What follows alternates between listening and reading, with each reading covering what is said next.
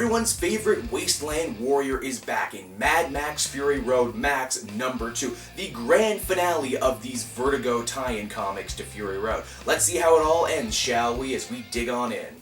So, as the comic opens, we meet back up with Max, who is desperately trying to help out the woman who saved him from the fight in Thunderdome last issue. We discovered that this woman's daughter, named Glory, was kidnapped by the Buzzards. That's that group of crazy, metal armor-wearing guys who drive around in the spiked cars who you've been seeing in previous issues. These guys live underground, which means Max himself is going to need to go into enemy territory to get the little girl back. The little girl herself has proven to be quite intelligent and quite resourceful. She escaped from the Buzzards not long after she was captured, and she's been living in the rafters, stealing whatever she needs from the bad guys to get by. They don't exactly say what the Buzzards meant to do with this little girl, but if you've seen Fury Road or any of the other Mad Max movies, you can pretty much guess they had nothing good planned for her. Because our heroes can't get out, it means they're going to have to go even further into Buzzards territory through a series of elaborate tunnels. There's a great bit wherein we see a ravenous band of raiders lit up by Max's one flare. It's a really great shot, very striking, very cool, very post-apocalyptic, as any good Mad Max story should.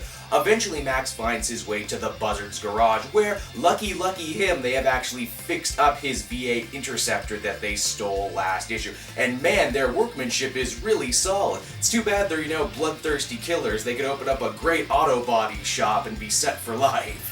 Max manages to reunite mother and daughter, and if you couldn't pick it up, they're trying to draw a nice correlation between this mother and daughter and Max's own wife and daughter who were killed. In fact, they even ask him to come with them, that they could live together and be safe. But again, this is the post-apocalypse, and sadness is almost always on the menu. Perhaps the most interesting thing is where the comic actually leaves us. The final page yet again goes back to the Wordburger, the guy who's been telling all these different stories. His segments take place after the events of Fury Road. And the Wordburger talks about how unless humanity can learn from its mistakes and learn from its history, it will forever be forced to repeat them. And we see a woman at Immortan Joe's water controls. We don't know who it is. It's obviously not Furiosa because she has two hands.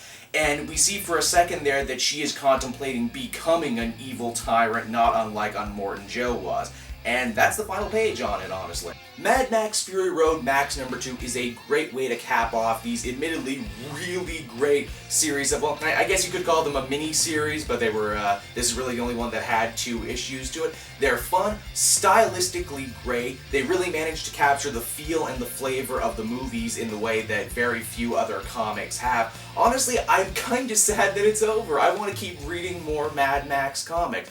This is great. I can't wait for it all to be collected. If you're a Mad Max fan, heck, even if you just loved the newest Fury Road, then I say that this is really some necessary reading because they fill in a lot of great blanks and feel like, a very organic sequel and prequel, too. It's a little of both. It's a sequel and a prequel all at once. This is just some damn good stuff. I give this final issue a 9. Definitely pick these ones up if you get a chance.